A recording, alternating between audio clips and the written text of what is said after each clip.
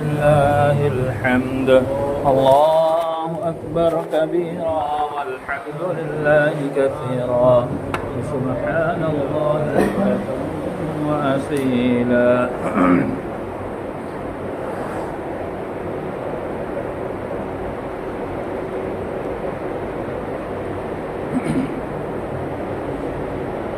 إن الحمد لله نحمده ونستعينه ونستغفره ونعوذ بالله من شرور أنفسنا ومن سيئات أعمالنا.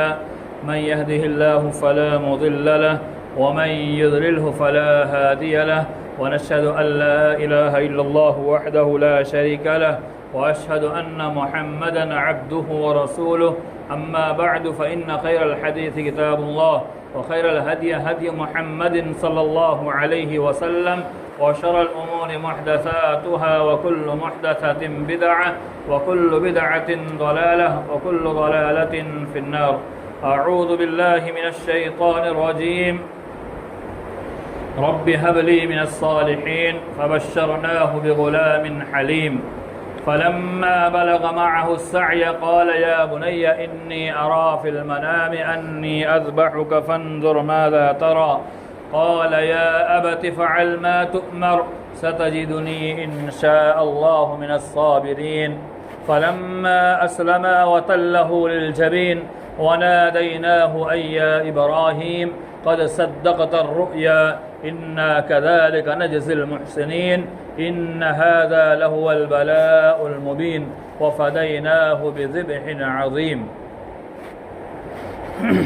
وقال النبي صلى الله عليه وسلم رضا الله من رضا الوالدين. الله أكبر الله أكبر لا إله إلا الله والله أكبر الله أكبر ولله الحمد. الله أكبر كبيرا والحمد لله كثيرا وسبحان الله بكرة وأصيلا.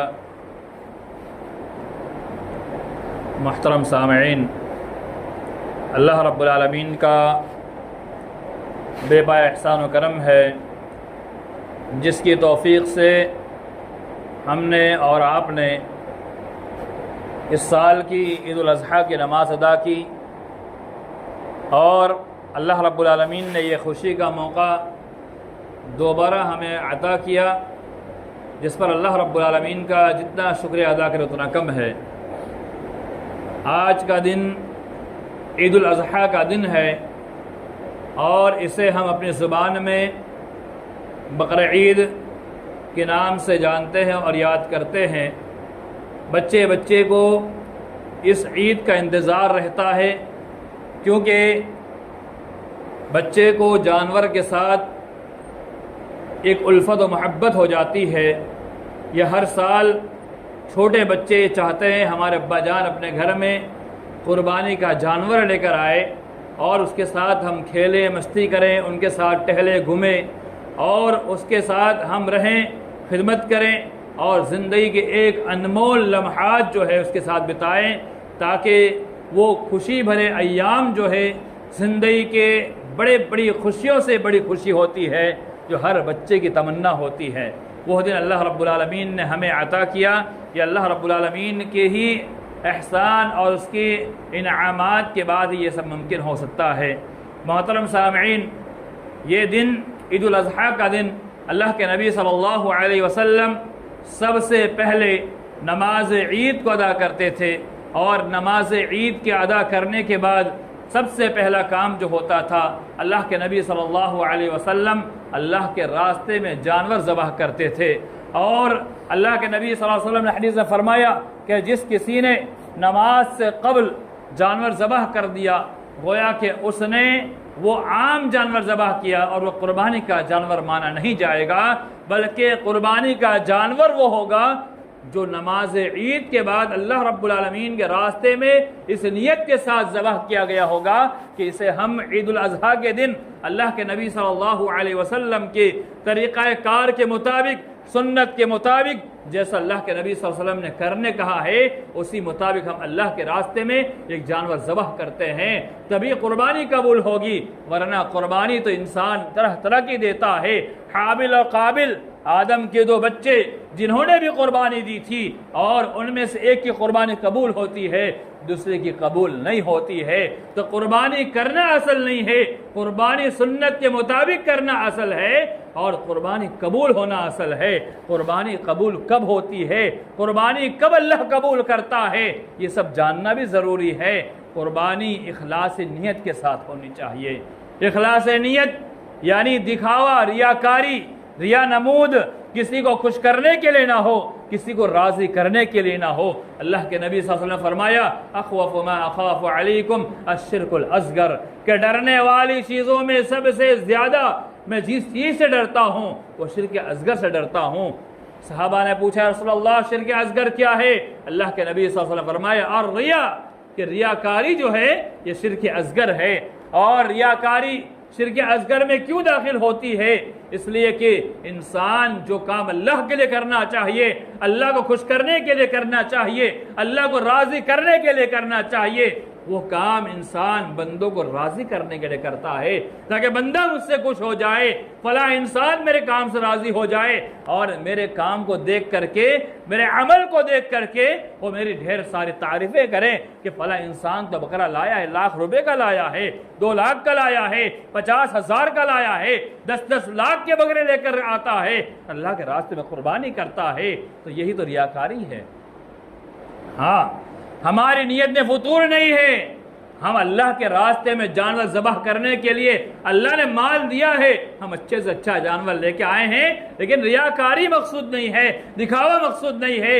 اس کے باوجود لوگ تعریف کریں تو وہ اس سے کوئی حرج نہیں پیدا ہوتا، لیکن اگر ہمارے دل کے معاملے کے بارے میں اللہ ذرا جانتا ہے، اگر ہمارے دل کے اندر ذرہ برابر بھی یہ بات آ گئی کہ میں اچھا جانور لاؤں گا تاکہ پورے محلے کے لوگ میری تعریف کریں، یہ ریاکاری ہے۔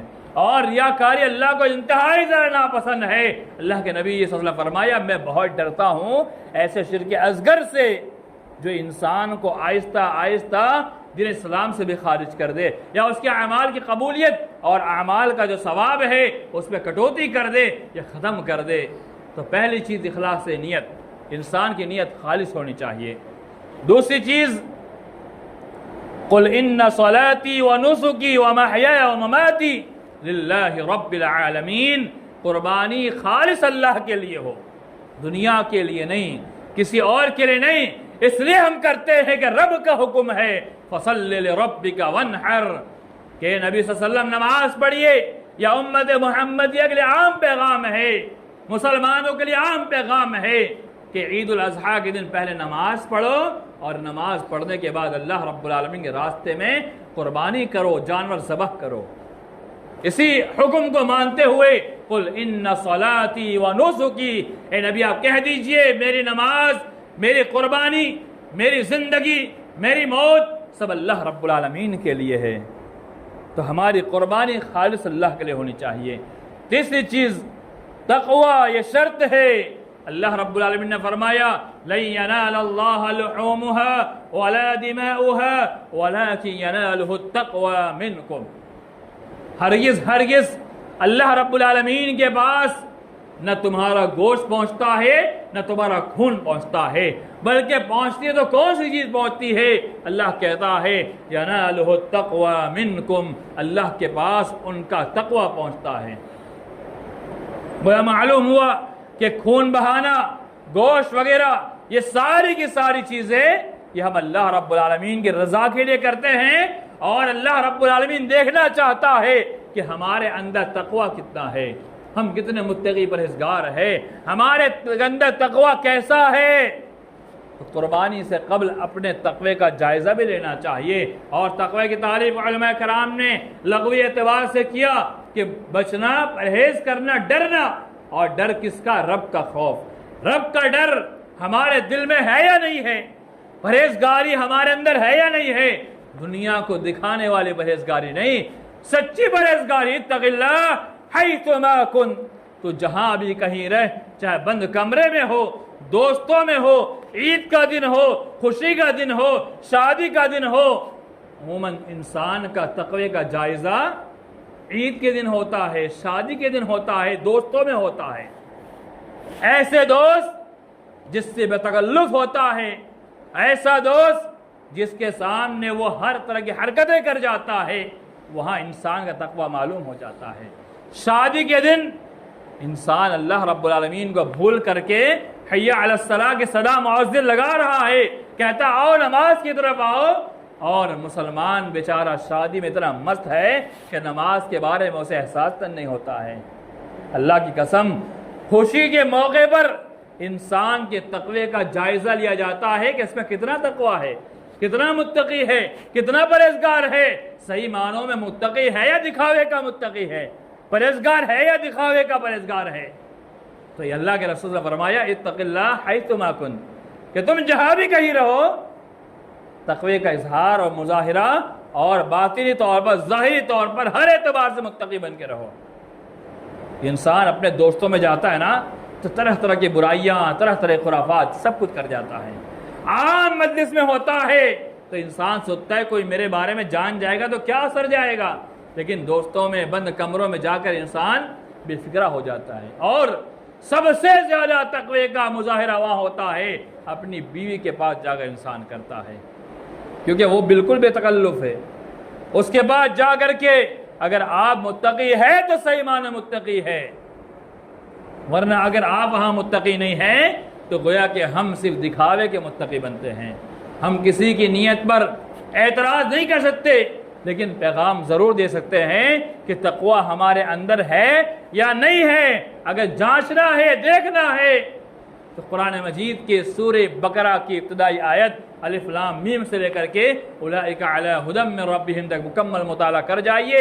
وہاں پر اللہ رب العالمین نے متقین کا تذکرہ فرمایا ہے اور معلوم ہو جائے گا ہمارا تقوی ہے یا نہیں ہے۔ اور ایک مقام پر سورہ آل عمران میں اللہ رب العالمین نے بالترتیب متقیوں کا تذکرہ فرمایا، اعدت للمتقین والی آیت جو ہے وہاں سے لے کر کے چند 4-5 آیت تک ہم اس کا مطالعہ کر سکتے ہیں۔ اگر وہ اوصاف ہمارے اندر پائے گئے تو صحیح معنوں میں ہم متقی ہے، ورنہ صرف ہم دکھاوے کے متقی رہ جائیں گے۔ اور تقوی کا معنی علماء نے کیا بیان کیا؟ تقوی کا معنی بیان کیا بچنا، پرہیز کرنا، لیکن اصطلاحی معنی کیا بیان کیا؟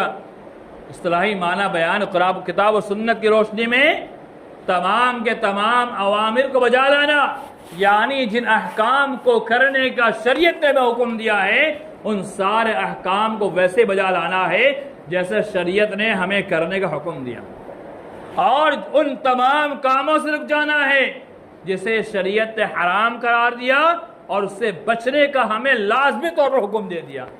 گویا معلوم ہوا کہ تمام واجبات پر عمل پیرا ہو جانا اور تمام حرام کام کو چھوڑ دینے کا نام تقویٰ ہے۔ اگر کوئی انسان واجبات ادا نہیں کرتا ہے، حرام نہیں چھوڑتا ہے، تو سمجھ لو کہ وہ انسان اپنے آپ کو تقوی کے دائرے سے باہر پا رہا ہے۔ ضرورت اس بات کی ہے اگر ایسا ہے تو اللہ کے راستے میں جانور ذبح کرنے سے پہلے اپنا تقوی کا جائزہ لیتے ہوئے جو کمیاں ہیں ان کمیوں کو دور کر کے اللہ کو راضی کرنے کے لیے سچے دل سے توبہ کر کے اللہ کے سامنے عہد کیا جائے، یا اللہ میں آج سے انشاءاللہ تیرے لیے ساری برائیاں چھوڑ رہا ہوں، سارے غلط کام چھوڑ رہا ہوں، اور تمام واجبات کو وہ ویسے ہی عمل میں لاؤں گا جیسے تیرا فرمان ہے، تیرے نبی کا فرمان ہے، ویسے ہی عمل پیرا ہو جاؤں گا۔ اور یا ایھا الذین آمنوا اطیعوا اللہ واطیعوا الرسول کا نام تقویٰ ہے، یعنی اللہ رب العالمین کی پیروی کرنا، اس کے آخری نبی حضرت محمد صلی اللہ علیہ وسلم کی پیروی کرنا، اسی کا نام تقویٰ ہے۔ اگر کوئی اس بات کو نہیں مانتا ہے اور اپنی منمانی طور پر زندگی گزارتا ہے، صحیح معنی متقی نہیں ہے۔ میں نہیں کہتا، اصولیین نے، علماء ربانیین نے کتاب و سنت کی روشنی میں اس تعریف کو انہوں نے واضح کیا ہوا ہے۔ اگر اس تعریف کے دائرے میں ہم آتے ہیں تو اللہ تعالیٰ ضرور ہماری قربانی قبول کرے گا، کیونکہ ہماری قربانی کی قبولیت کے لیے شرط کیا ہے؟ تقویٰ۔ قرآن کہتا ہے لن ینال اللہ لحومها ولا دماؤها، غیر قوم کا طریقہ یہ ہے کہ ان کا خون جو ہے وہ معبودان باطلہ کے اوپر لگنا چاہیے، گرنا چاہیے، تب ان کی قربانی قبول ہوتی ہے۔ اللہ کہتا ہے میرے یہاں ایسا معاملہ نہیں ہے، میرے یہاں معاملہ یہ ہے کہ تمہارا گوشت تمہارا خون بہہ گیا، لیکن مجھے جو چاہیے وہ تمہارا تقویٰ چاہیے، اور تقویٰ ہمارا پختہ ہونا چاہیے تاکہ اللہ تعالی ہمارے قربانی قبول کر لے گا۔ اور قربانی کے لیے ایسی قربانی کہ اللہ تعالیٰ کو راضی کرنے کے لیے ہو، اس کو خوش کرنے کے لیے ہو، جیسے قربانی حضرت ابراہیم نے دی ہے۔ آئیے ہم دیکھتے ہیں قرآن میں اللہ نے نقشہ کیسے کھینچا۔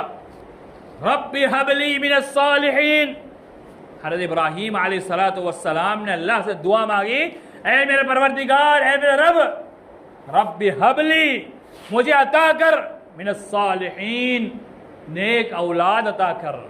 ایک پیغام ملتا ہے، ہم بچہ مانگتے اللہ اولاد دے دے۔ نبیوں نے تعلیم دی ہے کہ اپنے بچوں کی مانگ اللہ سے نیک اولاد کی مانگ کریں، نیک اولاد، ایسی اولاد جو نیک ہو، پرہیزگار ہو، پابند صلاۃ بن جائے، دین کے پابند ہو جائے، ایسے اولاد کی ڈیمانڈ اللہ سے کرنی چاہیے۔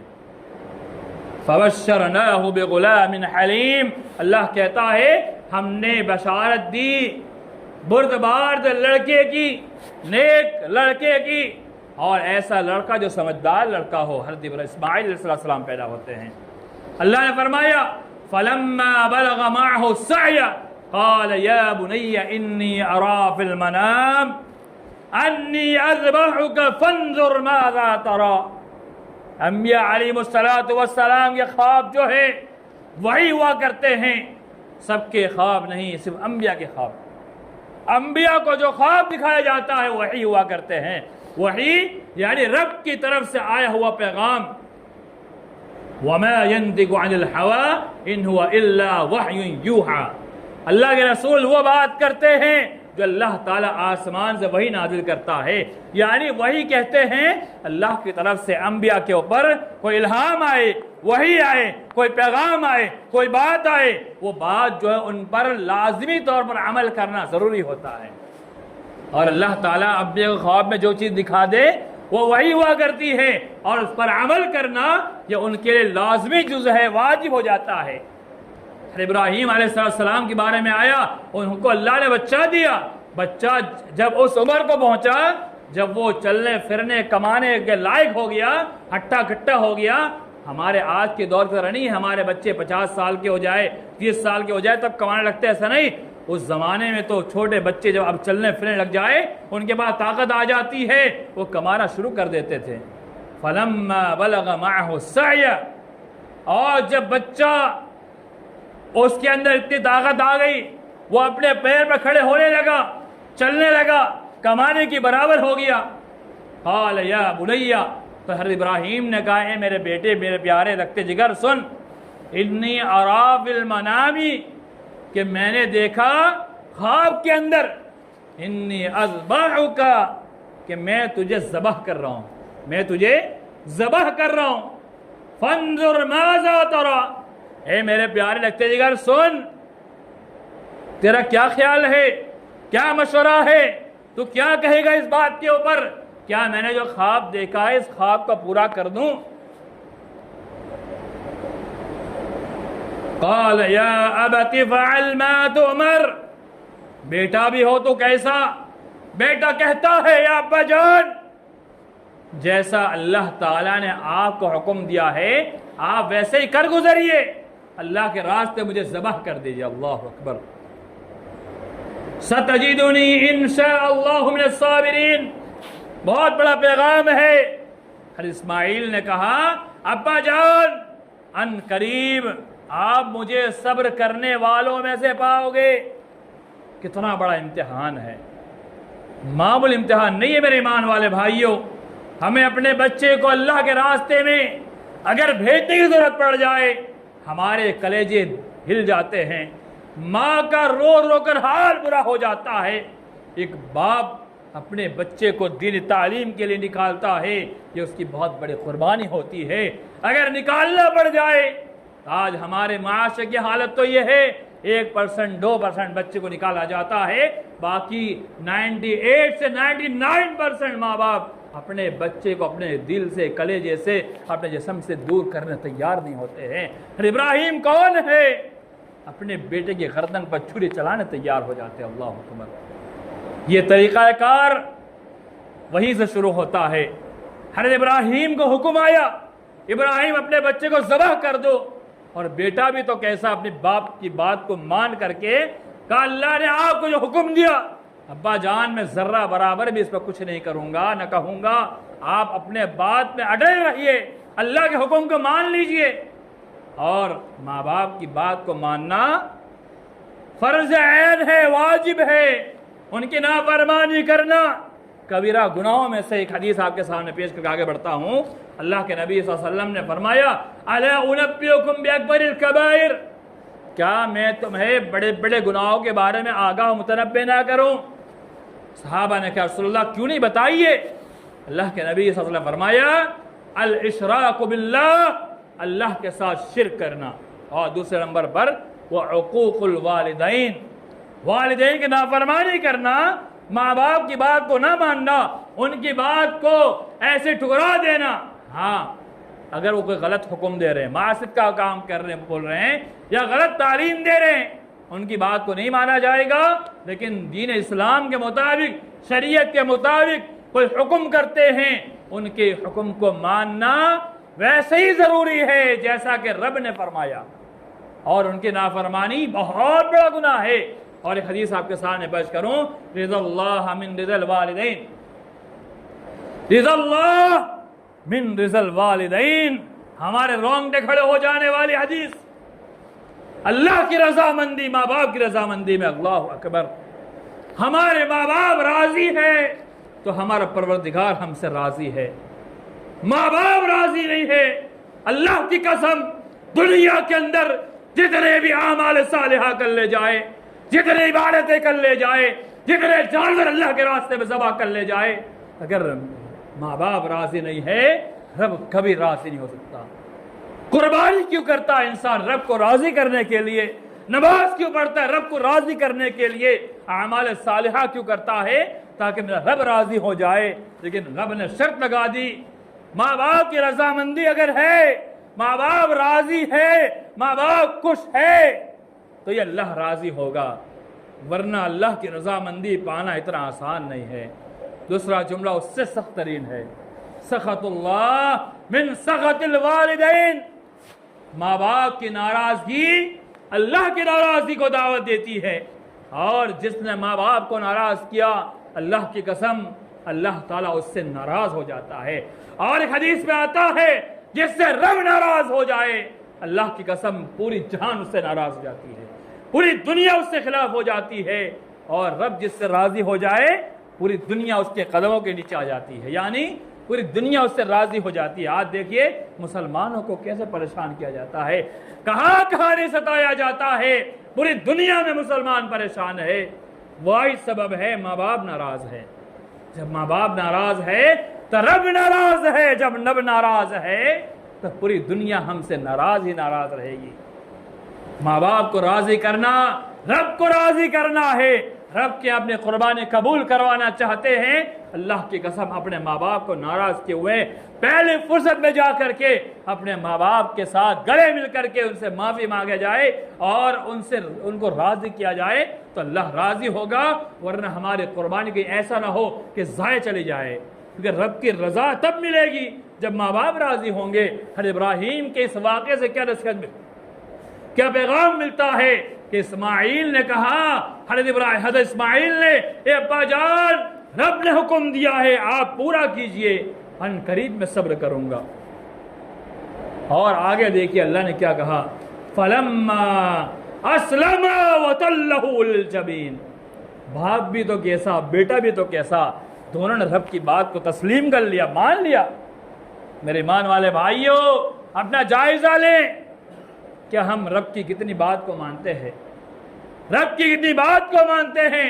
ابراہیم اور اسماعیل علیہ السلام کی ہم سنت کو تو زندہ کر رہے ہیں، قربانی ان کے مطابق کر رہے ہیں، لیکن کیا ہم نے رب کی بات کو بار بار مانا یا نہیں مانا؟ اللہ کہتا ہے فَلَمَّا أَسْلَمَا، جب باپ نے کہا بیٹے سے، بیٹا میں تمہیں ذبح کرنے کو خواب میں دیکھا، کیا تم مجھے اس بات پر تم رضامندی کا اظہار کرتے ہو؟ بیٹے نے کہا ہاں میں راضی ہوں، مجھے ذبح کر دیا جائے۔ رب نے کہا فَلَمَّا أَسْلَمَا، دونوں نے تسلیم کر لی، بات کو مان لیا۔ وَتَلَّهُ لِلْجَبِينِ، اللہ رب العالمین کے حکم کے مطابق باپ نے اپنے بیٹے کو پیشانی کے بل لٹا دیا۔ مفسرین لکھتے ہیں جمیل جمع کے ساتھ آیا ہے، پیشانی یہاں سے لے کر یہاں تک، یعنی یہ حصہ یہ حصہ یہ حصہ، تین حصہ ہوتا ہے۔ اور یہ قربانی کے وقت جانور کو لٹانے کا طریقہ یہی سے سکھا جاتا ہے کہ لٹایا کیسے جائے۔ قبلے کی رخ، اس کے پیر، اس کا منہ ہونا چاہیے قبلے کی طرف، ایسا نہیں کیسے لٹا دیا جائے۔ قبلے کی جانب اس کا منہ، اس کے پیر اس طرف ہونے چاہیے۔ اور ایک سنت طریقہ یہ ہے کہ اس کی گردن جو ہے وہ اس طرف ہونی چاہیے، اس کے پونچھ اس طرف ہونا چاہیے۔ یعنی طریقہ شریعت نے بتایا ہے، گرچہ لازمی طریقہ نہیں ہے لیکن مسنون طریقہ یہی ہے کہ جانور کو پیشانی کے بل یعنی ایک طرف لٹایا جائے، وہ پیر اس کی قبلے کی طرف ہو اور منہ قبلے کی طرف ہو، اور اس کے گردن کا حصہ یعنی سر کا حصہ اس طرف ہو اور پونچھ اس طرف ہو، اور اچھے طریقے سے پکڑ کر کے بات کر کے چھری تیز کر کے۔ اللہ کے رسول نے فرمایا ان اللہ كتب الاحسان علی کل شیء، اللہ تعالیٰ نے ہر چیز پر احسان کا واجب کر دیا ہے، یعنی لکھ دیا، یعنی واجب کر دیا، لازم کر دیا۔ ان میں سے ایک جانور پر ذبح کرتے وقت اس پر احسان کیا جائے۔ احسان کیسے کیا جائے؟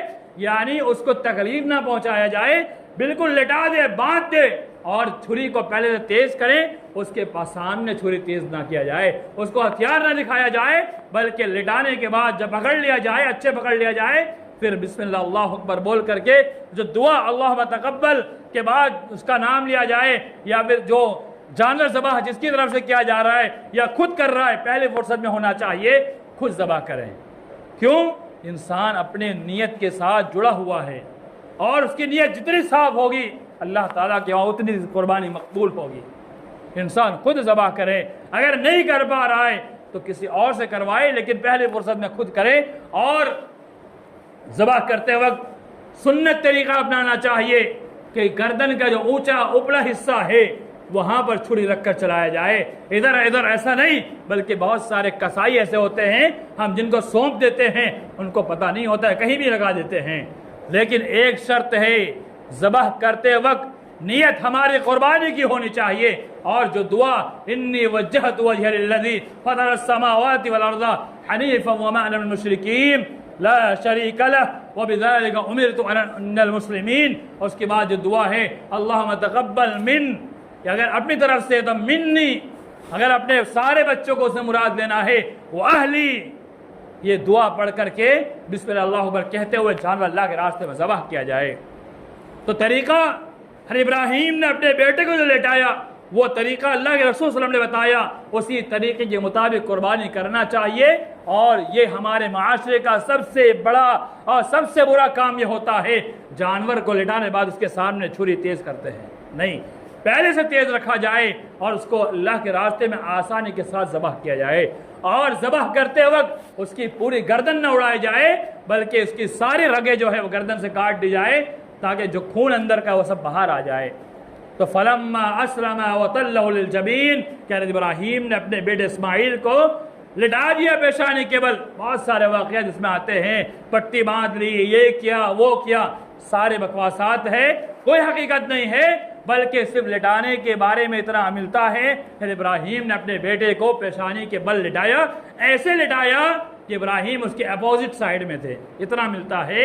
ابراہیم اپنے اپوزٹ سائیڈ میں یعنی اس طرف، اگر ادھر کا منہ جانور کا ہے تو اس طرف ہمیں کھڑے رہنا ہے، اور جب جانور ذبح کیا جائے تو ایک طریقہ مسنون جو ہے، اللہ کے نبی صلی اللہ علیہ وسلم اپنے دائیں پیر کو جانور کے جسم کے اوپر اس کو رکھا کرتے تھے۔